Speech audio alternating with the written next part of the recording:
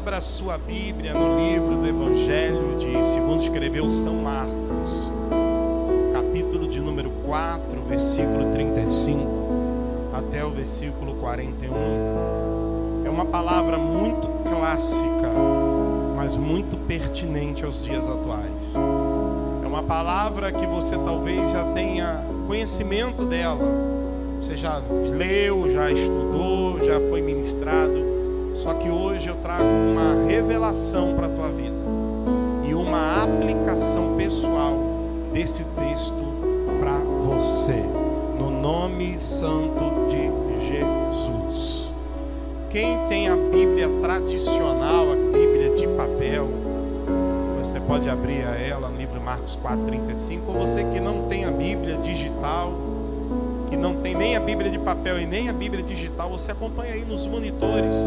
Eles estão aí para nos ajudar, para de nenhuma forma você ficar sem acompanhar a palavra do nosso Deus. Se eu posso ler, diga amém. Então diz assim: naquele dia, ao anoitecer, ele disse aos seus discípulos: vamos para o outro lado do lago, ou a outra margem, em outras versões. Deixando a multidão, eles o levaram no barco assim como estava. Outros barcos também o acompanhavam. Levantou-se um forte vendaval, e as ondas se lançavam sobre o barco, de forma que começou a se encher de água. Jesus estava na popa, dormindo, com a cabeça sobre um travesseiro. E os discípulos o acordaram e clamaram: Mestre, não te importa se morremos? Ou em outras versões, se pereçamos? E ele se levantou, repreendeu o vento e disse ao lago: aquieta-te, acalme-se. O vento se aquietou e tudo ficou calmo. Então perguntou aos seus discípulos: por que vocês estão com tanto medo? Ainda não têm fé? E eles estavam grandemente apavorados e perguntavam uns aos outros: quem é este que até o vento e o mar lhe obedecem? Você pode aplaudir a palavra do Senhor mais uma vez, irmãos?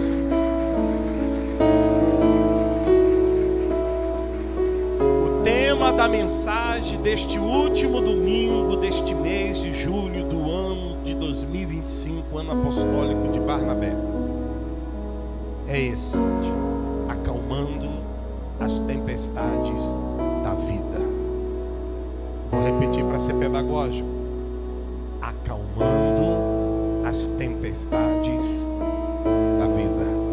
Eu posso perguntar aqui: quem aqui está passando por uma tempestade nesse momento da sua vida?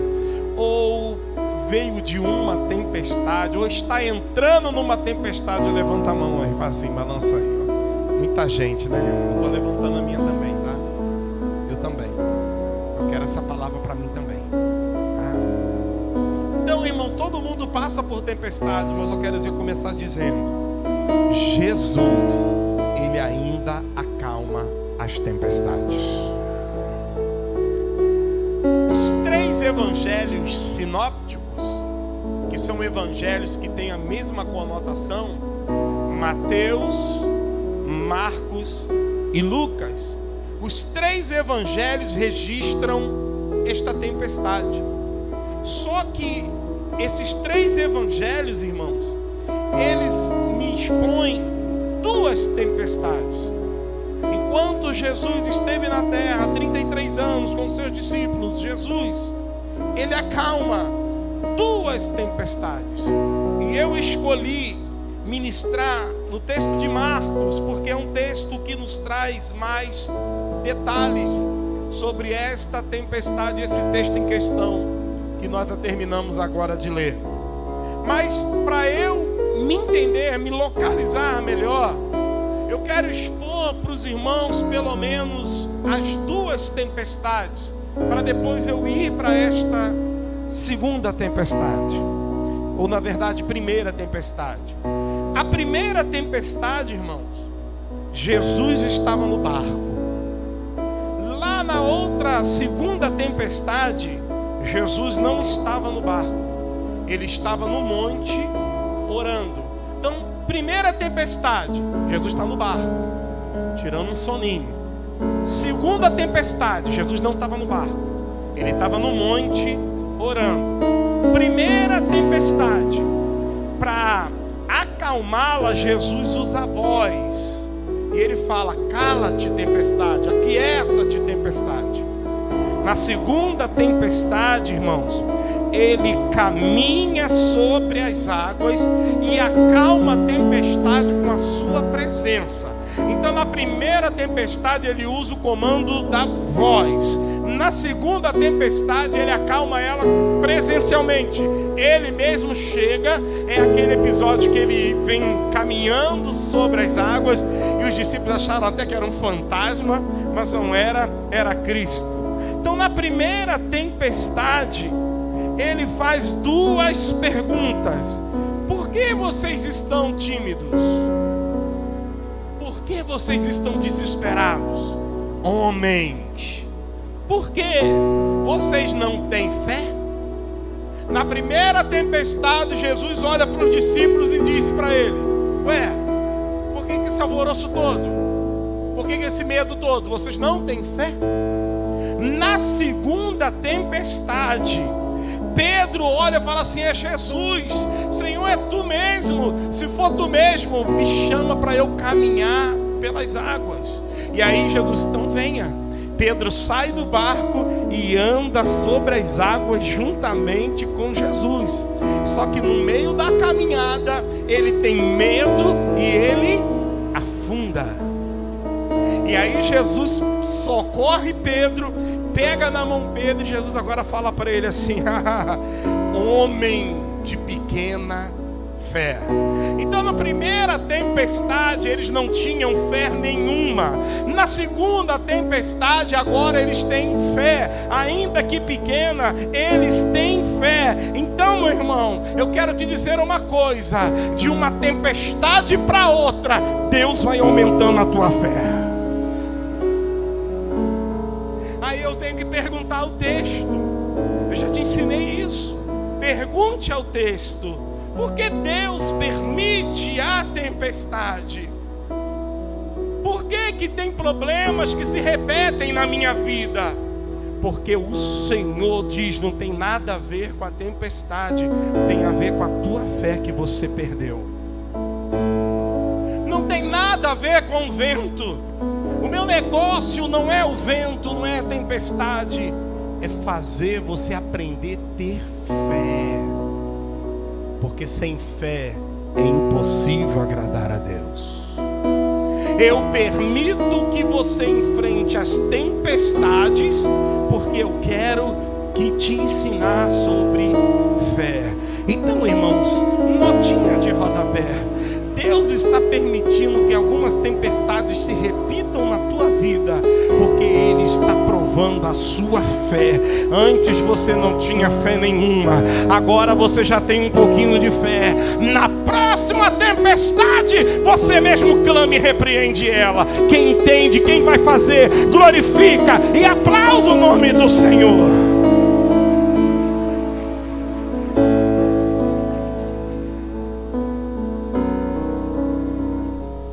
Aleluia. Na primeira tempestade você tem medo, mas na segunda você já caminha sobre as águas. Deus está preparando esta igreja para amadurecimento. Deus está preparando esta igreja para o crescimento. Deus está nos preparando para vivermos coisas grandiosas. Escute, irmãos, o avivamento já chegou. Deus já está trabalhando no nome de Jesus. Para eu entender o texto, eu tenho que ler o contexto. Porque texto sem contexto é o que, irmãos? É material para heresia. Então, Marcos capítulo 4, versículo 1, eu preciso entender o que estava acontecendo naquele dia. Porque o texto que lemos diz que ao anoitecer eles entraram no barco para passar para outra margem. Mas antes o dia teve um início. Em Marcos capítulo 4, versículo 1, minha princesa, não é o 41, diz: e outra vez começou a ensinar junto do mar, e ajuntou-se a ele grande multidão, de modo que ele entrou em um barco, se sentou nele, e o barco estava no lago, enquanto todo o povo ficava na praia. Então imagina a cena: você está numa praia, tem ali o mar, Lago de Genezaré, Mar da Galileia, é o mesmo lugar. E aí o povo ficava na areia, aquela multidão, para ouvir a pregação. Jesus precisava ficar num lugar mais elevado, então ele sobe dentro de um barco, ele senta no barco, e ali ele começa a ensinar os discípulos e o povo que estava ali. O versículo 2 diz: ensinava-lhes muitas coisas por parábolas, e ele lhe dizia a sua doutrina. Então, irmãos, o dia da tempestade não começou com tempestade. O dia da tempestade começou com pregação, começou com ensino bíblico. Jesus está ali e ele começa a ensinar sobre o reino, reino. Então, nesse dia, Jesus ele ensina 4 parábolas. Quantas parábolas?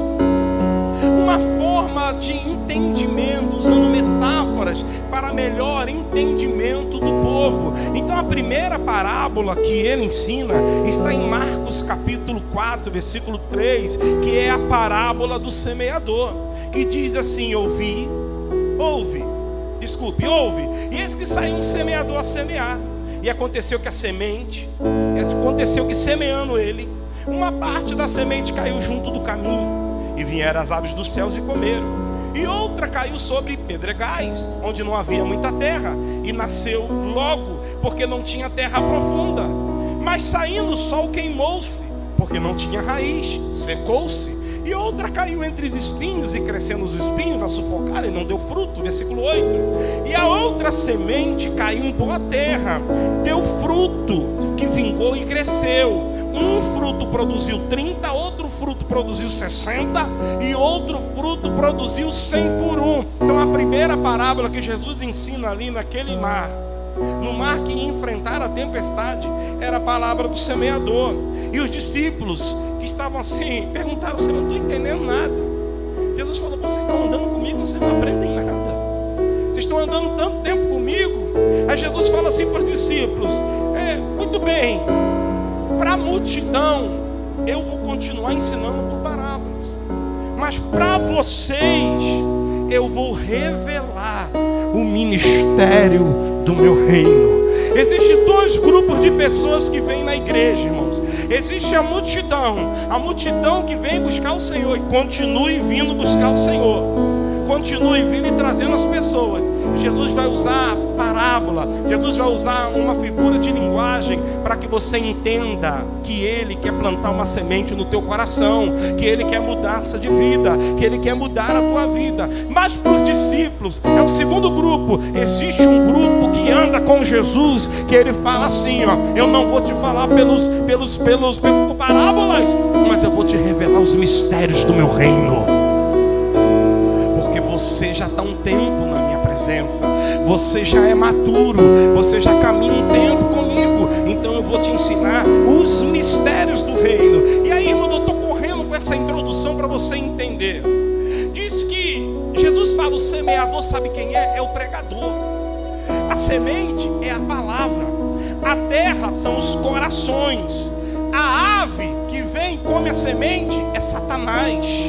Os espinhos que faz a semente se perder são os problemas da vida. E os discípulos: uau! E o povo: uau! Agora eu entendi. Então a semente é a palavra. Então, irmãos, quando eu prego aqui, tem semente, irmãos, que o diabo vem e toma do teu coração. Quando eu prego aqui, tem semente que a ave vem e come. Tem semente, irmão, que cai no meio das rochas, dos pedregulhos, e o sol queima, ela não dá fruto. Mas tem pessoas aqui que é terra boa, que o coração está aberto, que está entendendo a palavra, e essa mensagem de hoje vai alcançar o teu coração, e essa semente vai dar frutos de 30, 60 e a 100 por um. Se é com você, glorifica o nome do Senhor. A segunda parábola é a parábola da candeia, e ele fala em Marcos 4:21. Disse-lhes: porventura a candeia é para se meter debaixo do alqueire ou debaixo da cama? Não vem antes para se colocar no velador, ou seja, no suporte alto, para iluminar a casa? Porque não há nada encoberto que não venha a ser revelado ou manifesto. Nada se faz para ficar oculto, mas para ser descoberto. Então, com a parábola da candeia, Jesus está falando assim, ó, essa luz, essa candeia é minha palavra. Não adianta você pegar minha palavra e guardar no bolso, esconder embaixo da cama. A palavra que você está recebendo é para tu colocar no ponto mais alto da casa, porque a minha palavra é luz e ela vai iluminar toda a tua casa. Que tipo de música que você coloca na tua casa? Que tipo de programação que você está assistindo na televisão com as crianças? Porque, meus irmãos, a candeia é a palavra, e a palavra é luz, e essa luz vem para iluminar a sua família. E os discípulos, uau, quanta inteligência, uau. Então a palavra do Senhor, irmãos, ela é luz para iluminar a nossa escuridão.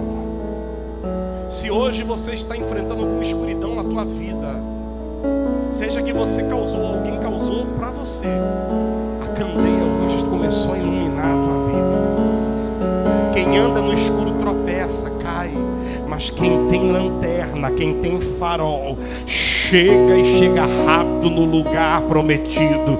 Hoje Deus está aqui iluminando caminhos, iluminando relacionamentos, iluminando propostas do céu para a tua vida. Hoje Deus está falando assim: estou te tirando da escuridão. E os discípulos, uau, fala, uau. A terceira parábola é a parábola da semente. Está em Marcos capítulo 4, versículo 26, que diz assim: e dizia ele, o reino de Deus é assim, é como se um homem lançasse a semente na terra e dormisse, e se levantasse de noite ou de dia, e a semente brotasse e crescesse, não sabendo ele como. 28, porque a terra por si mesmo frutifica, primeiro a erva, depois a espiga, e por último o grão cheio na espiga. E quando já o fruto se mostra, mete logo a foice, porque está chegado a ceifa. E os discípulos, Senhor, e essa explicação? E Jesus, vocês não entenderam nada. Eu estou falando sobre o reino. Na palavra da semente, ou na parábola da semente, do semeador, é o seguinte: a parábola da semente, você lança a semente e vai descansar. Lança a semente e vai dormir. Ou seja, faz a sua parte, porque a semente vai encontrar terra fértil. Faça o que você tem que fazer. Faça a sua parte, que a minha parte faço eu. Você não depende de poderes humanos, você não depende de ninguém. O que você depende é de lançar a semente. Você prega, mas é eu que salvo. Você ministra, mas sou eu que curo. Você faz, você discipula, mas sou eu que faço crescer. Quem recebe esta palavra, irmãos, quem está entendendo, glorifica o nome do Senhor. Então há muitas pessoas preocupadas, eu também já estive assim, querendo fazer com as minhas mãos, e o Senhor está falando assim: não, lança a semente e vai dormir. O que Ele está querendo dizer? Descansa. Você está fazendo a sua parte? Mas apóstolo, eu faço de tudo no meu casamento, esse homem não tem jeito. Faça a sua parte. Se você está fazendo direito a sua parte, vá dormir, porque o Senhor é que vai fazer essa semente frutificar. Agora, se você não está fazendo a sua parte, fique acordado. Não descansa. Porque a semente está sendo comida pela ave de rapina. Porque a semente está caindo num solo pedregoso. Está caindo no meio das rochas. Ou seja, ela não está chegando onde tem que chegar.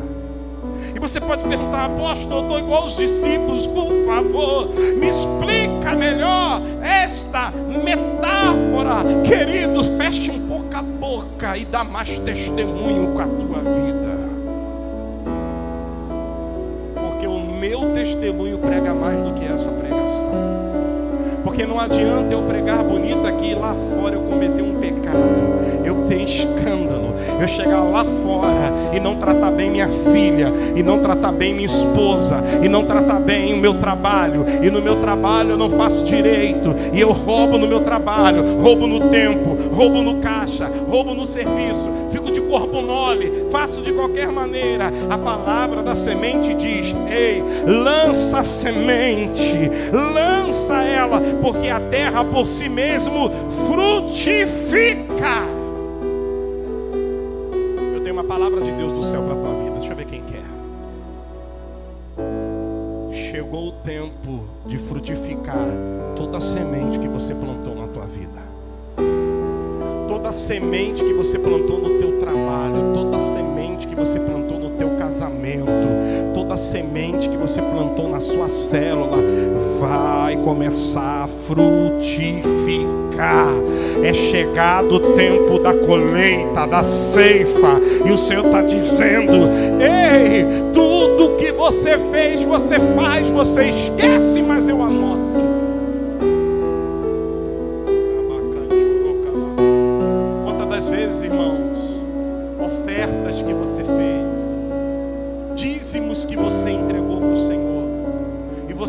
Algo a Deus e você se esqueceu, o tempo passou e depois Deus foi lá e realizou, porque a tua semente foi recebida, mas a ave veio tentando pegar a tua semente e Deus sai, essa semente vai dar fruto.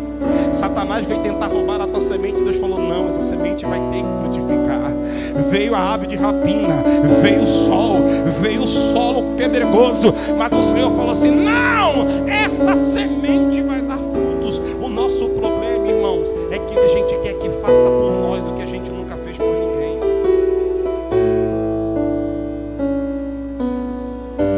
Diga ai, ai, ai. O problema da semeadura é que eu sempre quero receber, mas a Bíblia diz que é dando, mas eu primeiro quero receber. E o Senhor está falando, esta parábola diz que está na hora de você começar a sementear o que você quer para a tua vida. Que tipo de testemunho você está tendo? Que tipo de exemplo você é no seu trabalho? Você é para suas amigas? Você é para os seus amigos? Quem é você quando acaba as luzes do culto de domingo? Quem somos nós quando ninguém nos vê? Porque o Senhor sempre nos está vendo. Ele sempre está olhando para nós. A quarta parábola é a parábola do grão de mostarda. Marcos capítulo 4, versículo 30 diz assim. Marcos 4, 30. E dizia: a que semelharemos o reino de Deus? Ou com esta parábola o representaremos. É como se fosse um grão de mostarda. Você já viu um grão de mostarda? Semente que existe, pequenininha, mas quando ela cresce, ela vira uma árvore gigante. É como um grão de mostarda que, quando semeia na terra, é a menor de todas as sementes que há na terra. Jesus estava falando isso, não sou eu. Mas tendo sido semeado, cresce. Diga, cresce. Diga, o que eu semeei pode ser pequeno, mas vai crescer. Vai dar resultado. Quem está com fé, diga amém. Aleluia. Mas tendo sido semeado, cresce e faz-se a maior de todas as hortaliças, e cria grandes ramos, de tal maneira que as aves do céu podem aninhar-se debaixo da sua sombra. Ela fica uma árvore tão grande que, sabe, uma sementinha tão pequenininha que as aves do céu pegam a sombra embaixo do pé de mostarda. E os discípulos, uau, Senhor, você está ensinando. O pouquinho que tu está fazendo para Deus vai ficar grande. Mas eu já fiz muito. Então você já colheu ou espera o tempo da colheita? Mas você que está começando a plantar agora, você que está começando a trabalhar no reino agora, você que está começando a colocar o teu coração disponível para Jesus agora, para a igreja trabalhar na tua vida agora, a sua semente pode ser pequenininha, pequenininha. Prepare as cestas, porque grande vai ser a colheita na tua vida. Ah, irmãos, se você está plantando um pouquinho, um tiquinho de nada, fazendo quase nada para Deus, só vem aqui domingo, só aparece na igreja domingo, nem na célula estou indo mais, porque eu estou priorizando todas as outras coisas. Mas um pouquinho que você faz, Deus está falando, vai ser grande o que você vai receber. Agora, quando você se disponibilizar, quando você estiver pronto, quero fazer a obra do Senhor, apóstolo. Procura seu líder de célula, eu quero fazer a obra de Deus.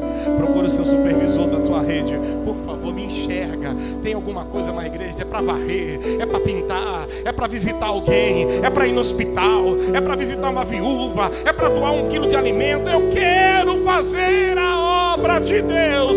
Ah, meu irmão, se prepare que a tua colheita vai ser 30, 60 e a 100 por 1. Não importa a quantidade, mas o Senhor está dizendo: quem planta, colhe. Eu quero saber aqui nessa noite, quem veio aqui nessa noite para começar a plantar de novo. Porque antes você plantava, agora você parou, ficou com preguiça, desistiu.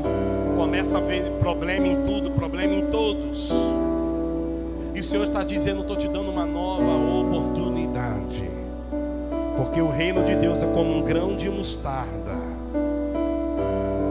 Quando você traz de coração, é pequeno, mas ela cresce.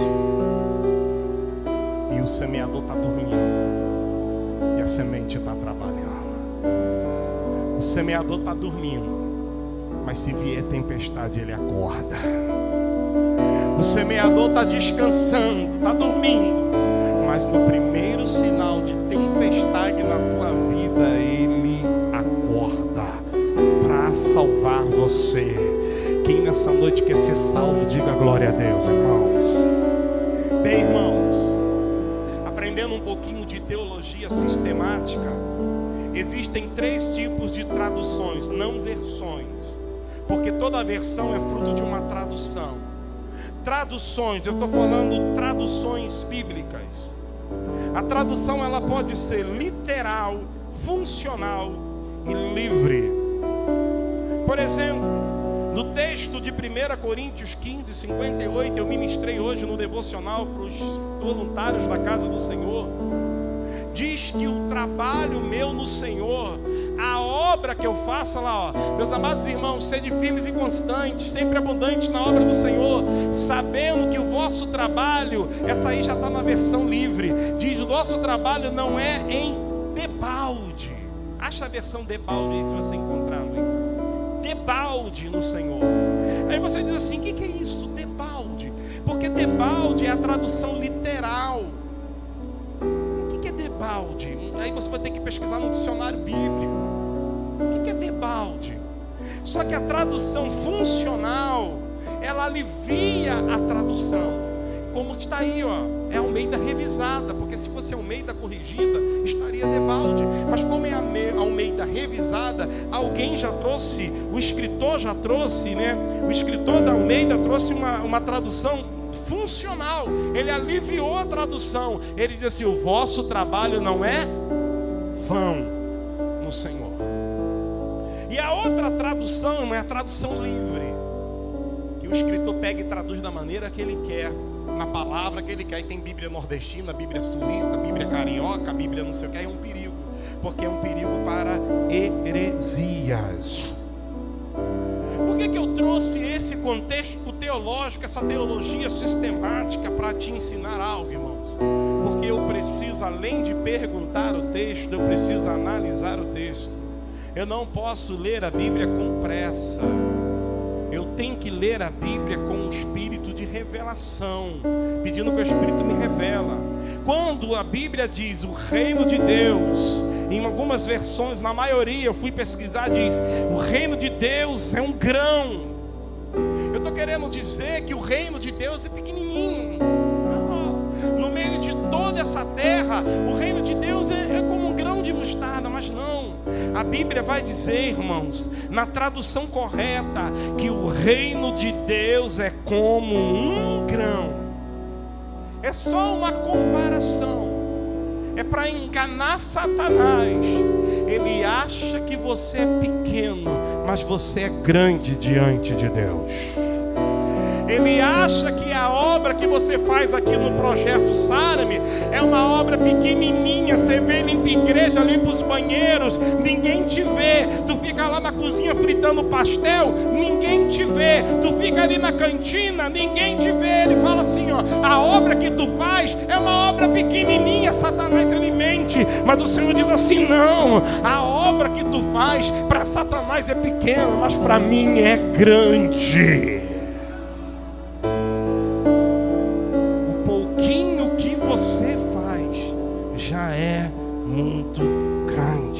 Porque quando o grão cai numa terra fértil, ele cresce. E tem gente aqui hoje, nessa noite, que começou a crescer no conceito do Senhor aqui hoje. Tem gente aqui, ó, que achou que essa tempestade nunca fosse terminar. Ah, eu vou parar porque eu faço tanto e não vejo nada. Porque toda colheita passa pelo teste do tempo. Toda semeadura passa pelo teste do tempo. Tudo que você está fazendo, continua fazendo. Com todo respeito, olha para o teu irmão do teu lado, para a tua irmã, com todo respeito, aponta o teu dedo de profeta e fala assim: o que tu faz para Deus é grande. Continue fazendo. Quem vai continuar fazendo, dá um grito de glória. Porque hoje você tem muito mais fé do que do dia que você aceitou o Senhor, irmãos. Hoje você tem experiência, fala, meu Deus, eu estou um ano na igreja, parece que estão 5, sabe por quê? O tempo de Deus é diferente do tempo da terra. O tempo do homem é Cronos, mas o relógio de Deus é Kairos. Para você um dia é 24 horas, mas para Deus um dia é como 1000 anos. O Senhor está falando com pessoas aqui que estão também nessa live. Não abandone a igreja. Não abandone, vai estar aqui. Não abandone a tua célula. Costume daquela câmera lá de cima. Aí eles têm que trocar lá, né? Não abandone a igreja. Não abandone a tua célula. Não abandone a obra. Porque quem te confiou foi Jesus. E ainda que o homem não está vendo o que você está fazendo, um dia ele será lembrado. Porque o Senhor anota tudo no livro das obras. Tudo que tu faz pelo Senhor é anotado. Estou anotado. Sabe por que você vai crescer, irmãos? Porque a terra é boa. Sabe por que tu vai crescer, irmãos? Porque através de você muitas vidas vão chegar. Através do seu apadrinhamento espiritual, alguém está recebendo um bom dia que não recebia. Através do seu apadrinhamento espiritual, alguém está recebendo a visita de um padrinho, uma visita de alguém. Através do seu apadrinhamento espiritual, quando você dobra o joelho para orar, o Espírito Santo fica falando o nome do teu afilhado no ouvido. Ora por ele, ora por ela. Aí você diz assim, mas Senhor, eu não quero nada esse afilhado meu. Aí Deus fala, um dia você também não quis e eu não desisti de você.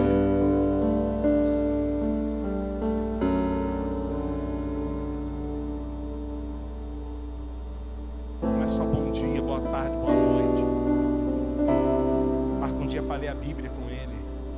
para fazer uma visita com ela. Diga aí, você pode me atender 2 minutos? Posso? Então, muito bem, serão 2 minutos de oração.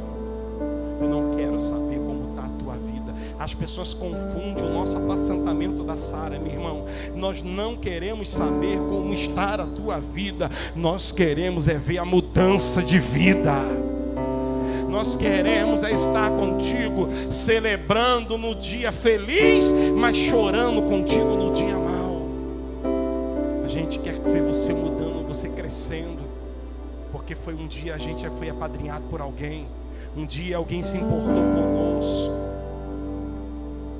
E Jesus ensina, irmãos, essas 4 parábolas do reino antes dele entrar no mar da Galileia e atravessar por outro lado.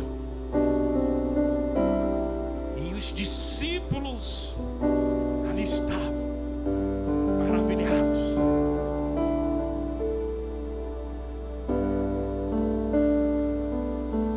Depois de tudo que eu preguei, Jesus falou: vocês ainda não têm fé. Depois de tudo que eu ensinei, essas 4 parábolas, vocês ainda não têm fé. Depois de todo o livramento que Deus te deu, irmãos, tanta bênção que Deus está, aquela dívida você conseguiu pagar, aquele demoniado foi embora, aquela abençoada chegou na tua vida, aquele emprego que te roubava acabou, Deus te botou num lugar de honra, num lugar melhor. Deus está trabalhando na tua vida e você ainda não tem fé. Você quase morreu de depressão. Você gastava quase R$500 por mês com remédios. E hoje você gasta quase nada. E você ainda não tem fé. Marcos 4:34. E sem parábolas nunca lhes falava, porém tudo declarava em particular aos seus discípulos.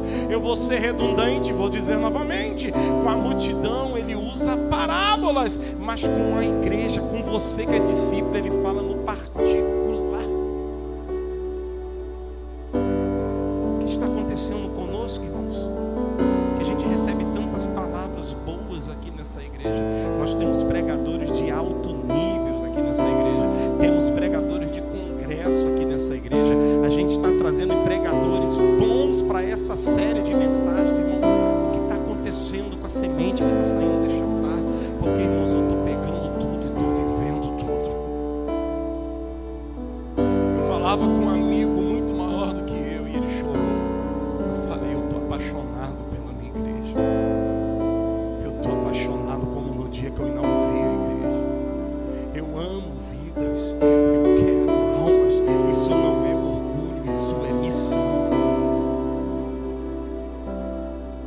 Eu gosto de ver almas aceitando a Jesus. Eu gosto de ver pessoas novas chegando na célula. Eu gosto de fazer fruto fiel, aquela festa, pular, dançar, multiplicar a célula. Você ensinou alguém que agora é líder igual você, irmãos. Isso é lindo.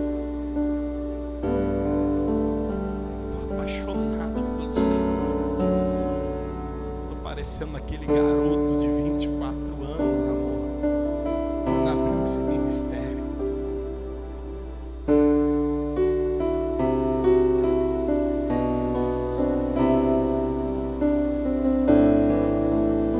Se eu tiver que passar por tudo que eu passei para chegar até aqui, para alcançar sua família, porque você já foi alcançado, conta comigo, Senhor. Primeiro que estarei aqui. Eu quero saber onde está o segundo que vai caminhar comigo. Levanta a mão e faz barulho de glória.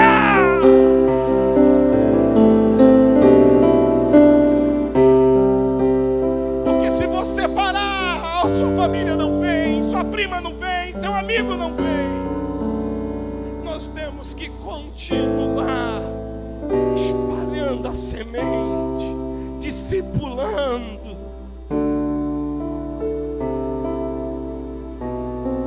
Mateus 6:33 diz: isso é uma verdade que eu vivo e o Senhor aplica na minha vida. Buscai primeiro, não segundo, não terceiro. Buscai primeiro este reino dos céus que Jesus ensinou nessas 4 parábolas. Buscai primeiro o reino dos céus e a sua justiça, e todas essas coisas vos serão acrescentadas.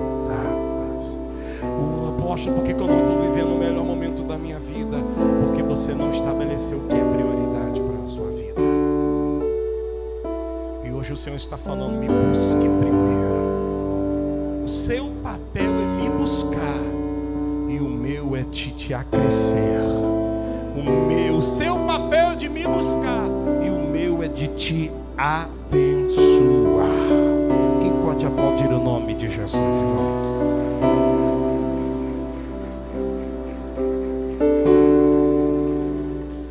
Uma pergunta: Jesus sabia que ia ter uma tempestade? Sim ou não? Sim. Mas mesmo assim ele falou: passemos para o outro lado. Mesmo com problemas, irmãos, mesmo com tempestade, o Senhor está falando conosco: tu vai ter que sair desse lugar que você entrou, dessa inércia. Você vai ter que sair dessa casinha, a casinha da depressão, da tristeza, do vitimismo, que ninguém me ama, que eu sou a pessoa que mais sofre no mundo. Tu vai ter que sair dessa posição e passar para o outro lado. Tu vai ter que passar para o outro lado. Mas não tem problema, porque a palavra diz assim, Mateus capítulo 4, versículo 35. Passemos, chegando então, não, 4:35, é Marcos, eu falei Mateus, é Marcos. Marcos 35, Marcos 35. Naquele dia, quando já era tarde, disse-lhes, Jesus falou: passe para o outro lado. Ele falou isso? Ele falou: passa para o outro lado, vai sozinha, vai. Pega a tua família e vai. Não, o que ele falou? Passemos. Aconteça o que acontecer com você, eu vou estar contigo. Aconteça o que vier na tua vida, eu vou estar contigo. Seja morte, seja tempestade, seja o que for, eu estarei com vocês. Passemos para o outro lado. Quem pode dar um aleluia? Eu quero agora aplicar, irmão, para eu terminar. Eu quero aplicar essa mensagem. Agora eu posso pregar a mensagem, porque agora você entendeu todo o contexto. Então eu quero aplicar ela agora. Passemos, eu estarei com vocês nessa jornada. Eu estou contigo nesse barco. Por que vocês estão com medo? Eu estou aqui. Está com medo de quê? Eu estou aqui. Mas você vai dizer assim: apóstolo, eu conheço Bíblia. No segundo tempestade, Jesus não estava lá. Na segunda tempestade, ele não estava lá. Ele estava no monte orando. Mas, irmãos, quando veio a tempestade, Jesus saiu do monte e foi em direção ao barco deles. Mesmo quando você não vê Jesus no barco, calma. Quando a tempestade aumentar, ele chega correndo. Sabe por quê? Ninguém vai chegar do outro lado sozinha. Ninguém vai chegar do outro lado sozinho. Eu posso não estar dormindo no barco nessa hora, porque eu estava orando por você no monte. Mas quando a tempestade começar, eu venho correndo, nem que eu tenha que andar sobre as águas. Sabe o que é isso, irmão? Não há limite para o Senhor te encontrar. Tu pode estar no meio do mar, no lugar mais alto, no lugar mais baixo. Aonde você está, o Senhor vai te encontrar. Agora, com um coração de amor, um coração pastoral, bota a mão no ombro dessa pessoa com todo carinho e diz assim, bate assim, ó. Ele vai te encontrar.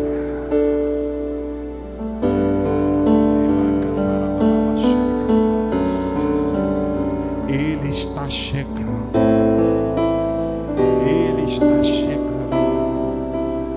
Mas apóstolo, eu estou numa tempestade. Ele está vindo.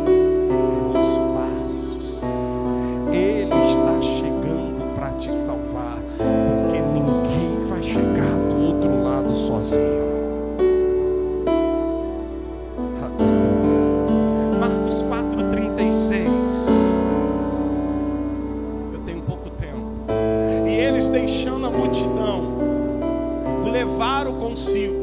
Assim como estava no barco, havia com eles também outros, tem versões que diz outros barquinhos, ou seja, irmãos, Jesus foi num barco com os 12, mas outros barcos vieram juntos. Eu perguntei, Senhor, esses barcos estavam indo atrás para continuar na pregação. E o Senhor falou, não, porque onde Jesus estava indo, ninguém queria ir, irmãos. Jesus estava indo para um lugar chamado Gadara. Era uma cidade de demônios. Ninguém quer ir, todo mundo quer ir, irmãos, para comer um churrasco. Mas ninguém quer ir quando tem que expulsar um demônio. Todo mundo quer ir para comer um lanche, uma festa de aniversário, sua, mas ninguém quer ir quando tem demônio para expulsar. Eu falei assim, então por quê? Se esses barcos não foram para continuar ouvindo a palavra do Senhor, por que esses barquinhos foram atrás? Ele falou assim, porque, meu filho, sabe qual é o problema da igreja? É que você acha que passa a tempestade sozinho. Quando a tempestade vem, não é só você, tem um montão de gente passando por tempestades, irmãos. Tem um montão de gente enfrentando luta igual você. Tem um montão de gente enfrentando tribulação igual você. O Brasil, segundo o IBGE, que é uma conta mentirosa, tem muito mais, mas eu vou respeitar o IBGE. A última conta desse ano, em maio, diz que tem 8 milhões de desempregados. É muito mais. Mas diz que tem 8 milhões, só para ser um país perfeito, né? Só para a Globo. 8 milhões de desempregados só. Quando você vai no hospital, hoje a equipe do Entregando Amor foi no hospital, tinha um montão de criança lá internada. Se você for do lado no pronto-socorro, tem um montão de gente doente. Sabe o que eu estou querendo dizer, irmãos? Quando a tempestade vem, não vem só para o barco que você está. Quando a tempestade vem, ela vem para todos os barcos. A guerra vem para todo mundo, o luto vem para todo mundo. Muitos doentes, muitos estão endividados, até eu. Mas a diferença é, a tempestade vem para eles, vem para mim, mas a diferença é, Jesus está no meu barco. Então todo mundo vai passar dificuldade na vida. No mundo tereis aflições, mas tem de bom ânimo, eu venci o mundo. Então não fica chorando achando que é só você que está passando essa dor, não. Não fica achando, querido, que é só você que foi sorteado na loteria do sofrimento. Não ganhei na Mega Sena, não, no sofrimento. Não fica achando que é só você que está passando dificuldade financeira. Não fica achando que é só você que está com problema no teu casamento. Não fica achando que é só você que está tendo problema na escola, está com dificuldade de aprendizagem. Parece que eu tenho TDAH, parece que eu tenho dislexia, eu não entendo nada que esse professor ensina. É uma tristeza, meu Deus do céu, nada que acontece de bom eu fico alegre. É uma depressão invadindo os corações. É um medo de que vai acontecer no futuro. Não fique achando que é só você, porque a tempestade vem para todos. Todo mundo quer chegar no outro lugar, irmãos.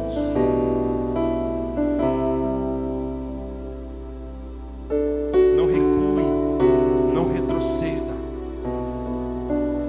porque Jesus está contigo para garantir que você chegue do outro lado, para acalmar as tempestades da tua vida. Eu tenho uma palavra do céu aqui. Quem quer? Levanta a mão. Só quem quer, levanta a mão. Só quem quer. A qualquer hora, Jesus vai acalmar a tua tempestade. Porque você está procurando Ele no barco e não está encontrando Ele. Mas Ele está vindo. Ele estava no monte orando. Ele está vindo, correndo na sua direção para acalmar a tua tempestade. Quem pode sentir esse poder de Deus agora? Quem pode sentir essa fé agora? Quem pode dar lugar para o Espírito Santo agora? Para essa semente que eu estou pregando aqui, que eu estou lançando. E quem pode aí ministrar para si mesmo? Ele vai chegar e essa tempestade vai passar. Só tem uma coisa, irmão. Você não adianta ficar pelo meio do caminho, porque ninguém fica pelo meio do caminho. Porque se tu ficar no meio do caminho, Ele manda o samaritano pegar você. Mas ninguém fica. Aleluia. Marcos 4:38, irmãos, eu preciso de alguns minutos para terminar. estava na popa, dormindo, sobre uma almofada ou um travesseiro, outras versões. E aí ele foi despertado. Mestre, não te importa, não se dá que pereçamos. Irmãos, uma tempestade terrível, todo mundo com medo de morrer, Jesus dormindo. Sabe por quê, irmão? A tempestade é difícil para mim.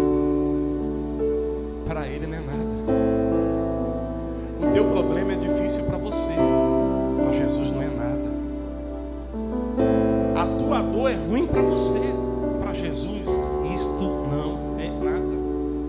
Porque ele disse: eu tenho toda a autoridade no céu e na terra. Há uma filosofia grega errada, errônea, herética, que diz que Jesus é 50% homem, 50% Deus. Está errado. Porque a Bíblia vai dizer em muitos textos, inclusive em Colossenses 2:9, que Jesus é 100% homem, 100% Deus. Enquanto ele estava dormindo,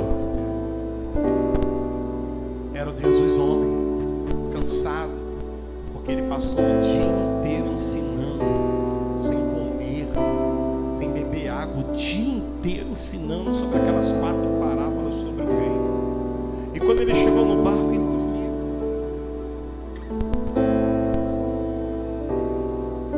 Eu prefiro estar no barco que Jesus esteja dormindo, do que no barco o homem mais rico da terra esteja acordado, do que no barco o homem mais forte da terra esteja acordado. Eu prefiro estar no barco com Jesus dormindo, do que no barco com o homem mais rico, milionário do mundo acordado. Porque eu sei que quando ele acordar, o Espírito Santo está falando aqui com pessoas aqui nessa hora. Quando ele acordar, alguma coisa na tua vida vai mudar. Aquilo que tira o teu sono, irmãos, não é nada para Jesus. E eu fui estudar, pesquisar e não obtive resposta teológica. Esse travesseiro, Jesus ainda se importou de levar um travesseiro, ou os 12 discípulos levaram um travesseiro para ele. Mas o Senhor me deu uma palavra de conhecimento, irmão. Sabe por quê? Porque Jesus estava na popa, não na proa. E na popa dos barcos de antigamente, quem fica é o comandante. E o comandante, ele fica com um timão na mão e ele senta em cima de uma almofadinha. Então aquela almofadinha, chega a me arrepia, aquela almofadinha que Jesus pegou para dormir, era a almofadinha do comandante. Porque Jesus está falando assim, ó, pode estar vindo uma tempestade na tua vida, mas eu ainda sou o comandante do teu barco, eu ainda comando a tua história, eu ainda comando a tua vida. Quem crê nisso, glorifica.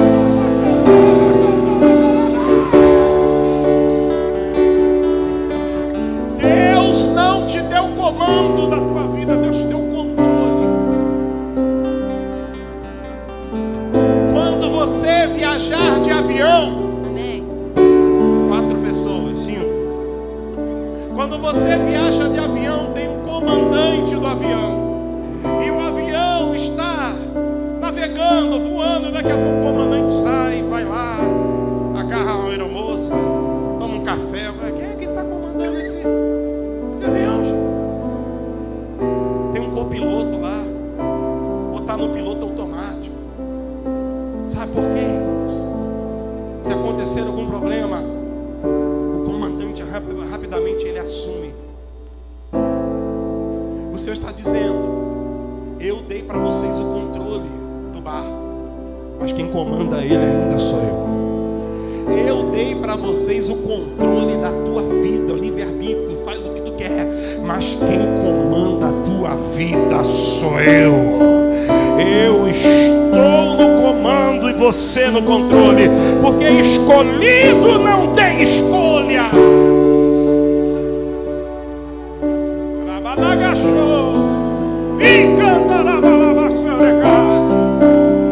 Escolhido não tem escolha.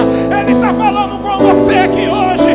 eu estou no comando. Eu estou dormindo, mas estou no comando. Se o avião for cair, eu assumo de novo esse comando. Ei, o Senhor hoje está assumindo o comando da vida de pessoas aqui. Quantos glorificam? Quantos glorificam? Quantos glorificam? Aleluia!